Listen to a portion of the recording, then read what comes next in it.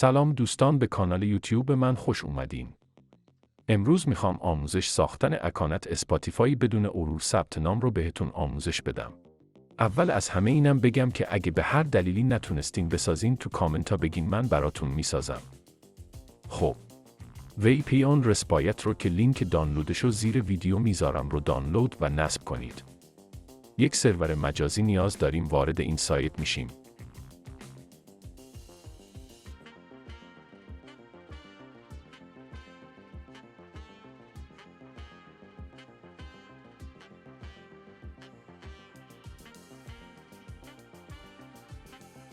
و یک سرور مجازی $1 میخریم که آموزش خریدشو تو ویدیو قبلی گفتم.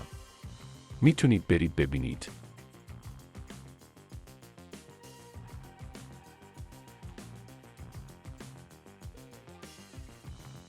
به یک DNS نیاز داریم.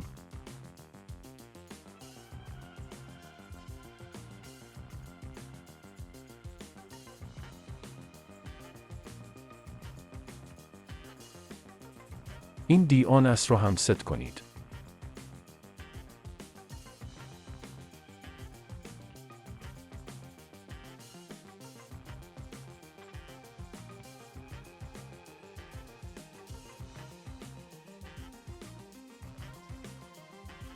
وارد VPN رسپایت میشیم. به اینا دست نمیزنیم.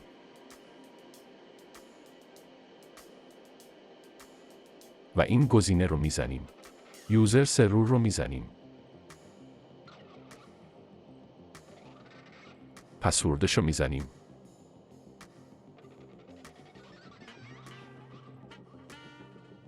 IP سرور رو میزنیم. یادتون نره که پورت سرور شما 22 نباشه و عوض کنید. آموزش عوض کردنش هم توی این ویدیو بالا سمت راست گفتم. سیو میکنیم و روی اتصال میزنیم.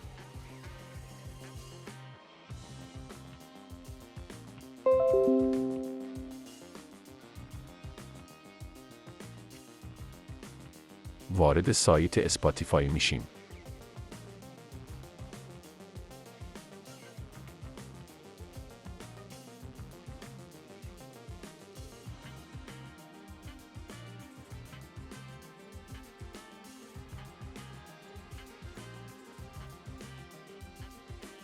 روی ساین آپ کلیک میکنیم.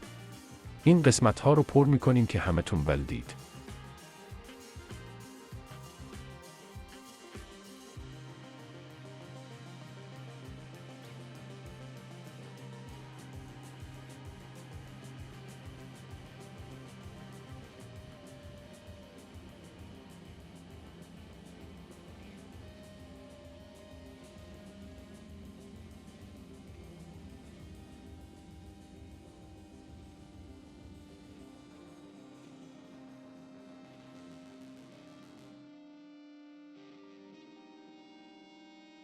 بعد از پر کردن روی ساین آپ میزنیم.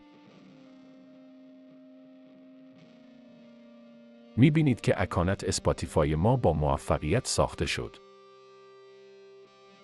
ممنون که تا اینجا ویدیو رو نگاه کردید.